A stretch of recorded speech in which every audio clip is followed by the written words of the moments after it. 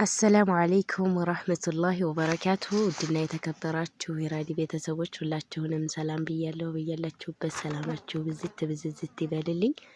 ዛሬ ደግሞ በአዲስ ቪዲዮ መጥቻለሁኝ።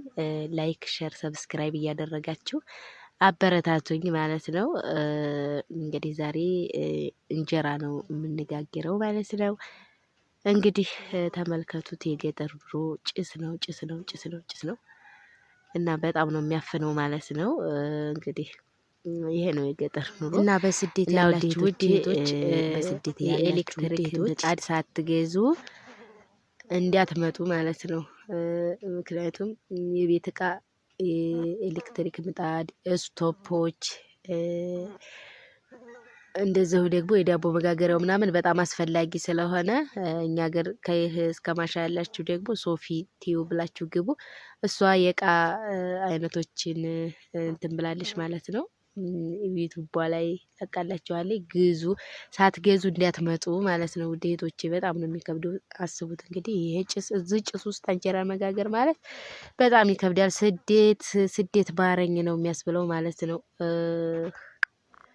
እና እመዬ ስደት የሚያማርር ሰው ይቅርታ ነው የሚለው ከመጣ በኋላ ማለት ነው። ስደት ይቅርታ ሰምታችኋል።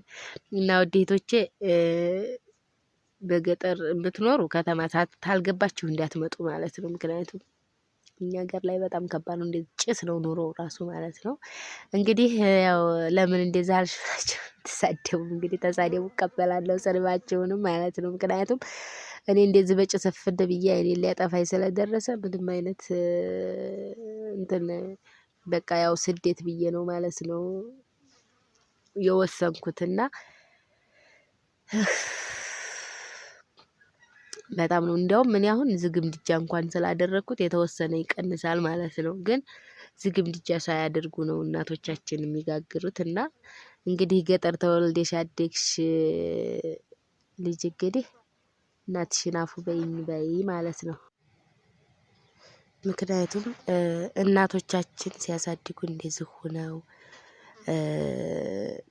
ምድጃውንም ሳይዘጉት እንደገና እንደዚህ ሆነው 3 4 ልጅ 5 6 እስከ 7 እስከ 8 እስከ 10 እስከ 12 ድረስ የሚያሳድጉ እናቶች አሉ። ግን ምንም አይመስላቸውም። እኛ ግን ስደት ልባችንን ስላቀለጠው ይሁን ምን ይሁን አላውቅም፣ ብቻ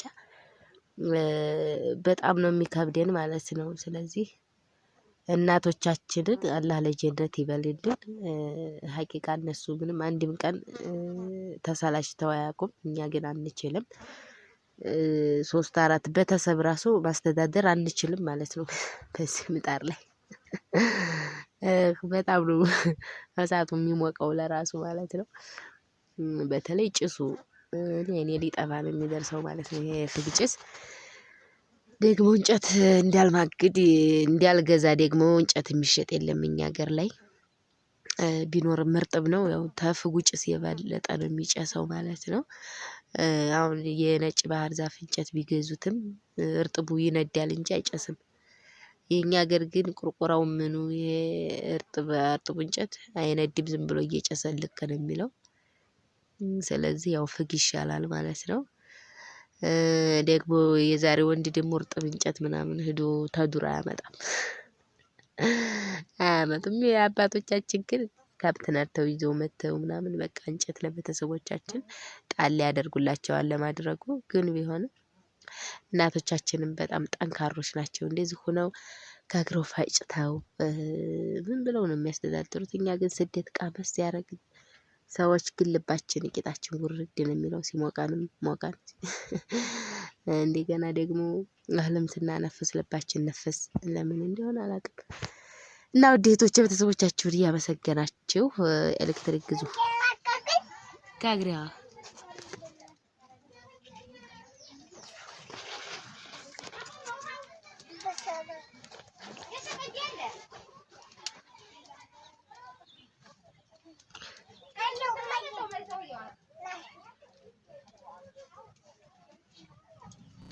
ተወስዬ ነው ይሄን ስደት ያገኘሁት ያለቻለ ማለት ነው። ትክክል ናት። ያው ሀገራችን ስለሆነ ነው እንጂ አሁን የሌላ ሀገር ዜጋ እንደዚህ እንደኛ ሆናችሁ ኑሩ ቢሏቸው አይችሉም ማለት ነውና ከባድ ነው። በከተማ የሚኖሩ ናቸው እንጂ ገጠር ኑሮ አሁን እንግዲህ እንጨት ደግሞ ባለት ወገባችን ተሸክመን ነው ማለት ነውና ይከብዳል። ያው ወደ ስደት ነው እንቅስቃሴው፣ ሀሳቡ ያው ስደት ነው ማለት ነው። እና አላህ ያግራው ዘላለም እንደተሰደድን እንዳንኖር ሁላችንም በያለንበት ዱዓችንን እንደራረግ፣ ሀገራችን ሰላም ትሆንልን። ሀገር ሰላም ከሆነ መቼም ወጥተን እንገባለን በሰላም።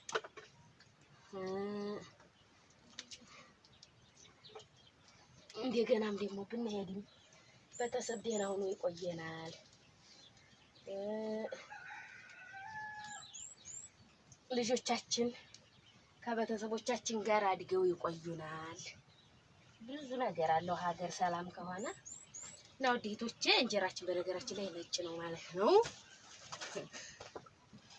እንግዲህ ያው የጀሱ እንጀራ በሉት የሚመስለው የጀሱ እንጀራ ጋገራ ይላሉ። እንግዲህ እኔ እንኳን አይቼው አላውቅም።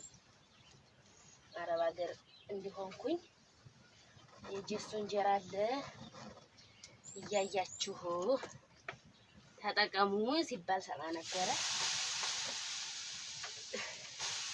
እኔ እንኳን እንጀራ ውልም አይለኝ። በነገራችን ላይ እኔ ለእንጀራ ሊንታም የለኝም ማለት ነው። በዚሁ አጋጣሚ እንጀራ የምትወዱ እህቶቼ ይቅርታ፣ እኔም እህት አለችኝ አለ እንጀራ አረብ ሀገር እንዴት ብዬ ነው የምኖረው የምትል ማለት ነው። እኔ ግን አረብ ሀገር ሁኔ እንጀራ ትዝ አይለኝም ማለት ነው።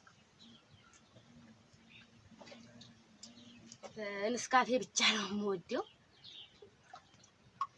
ንስካፌን እየጠጣሁ ከዛ በኋላ ሩዝ ካለ ለእንጀራ ደንታ የለኝም። ሀገራችን ላይ ግን እኔ በወድም ሌሎቹ ስለማይወዱት ግዴታ እንጀራ ነው ማለት ነው። እሺ እጂ ውሃ ጠጭበት እጂ በይሴ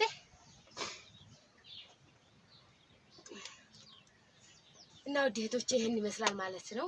በነገራችን ላይ ሁላችሁም ማለት ነው ሁላችሁም ታቆኑ አንዳንድ እንኳን እህቶች አላችሁ ትናንሽ ዩቲዩበርን ለማበረታታት የምትፈልጉ ሙቀት አላችሁ ማለት ነው። ግን አንዳንድ ትልልቅ ዩቲዩበሮች ማለት ነው ትናንሽ ዩቲዩበሮችን ዙሮ እኔ አሁን ብዙ ዩቲዩበር አሳድጊያለሁኝ በርቱ እያልኩኝ ማለት ነው። ግን ወይ አንድ ቀን ሚው ማለታቸው ወደ እኔ ዩቲዩብ ንቀውት ነው አይደል? ቆይ እኔም ታላድግ አልቀርም በእናንተ እርዳታ ማለት ነው። እናንተ በምታግዙኝ እህቶቼ ምን ነው የሚታየ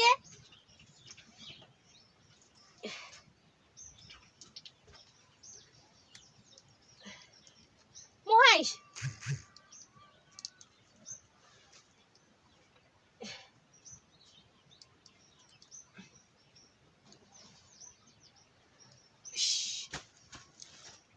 የቆላ ነገር እንግዲህ ዝም ማይጸዲያ ማለት ነው።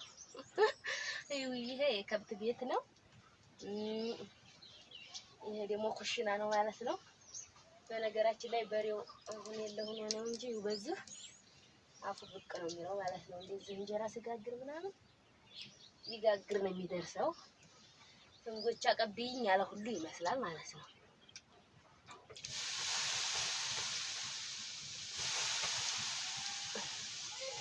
የነደደ ሳይመስል ይፈፍት እንዴት እንደሚያሰማው አያችሁ እህቶች። ላይክ ሳይበድል ይባላል ማለት ነው። ትግባይ ኖር ወይስ እንኖር ነበር?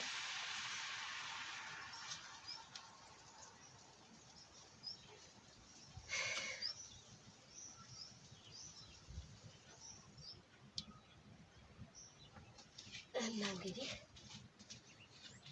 ቀስ እያለ ነው የሚያሰማውም። ተሰማ ደግሞ አይበርድም የፍግ ማለት ነው።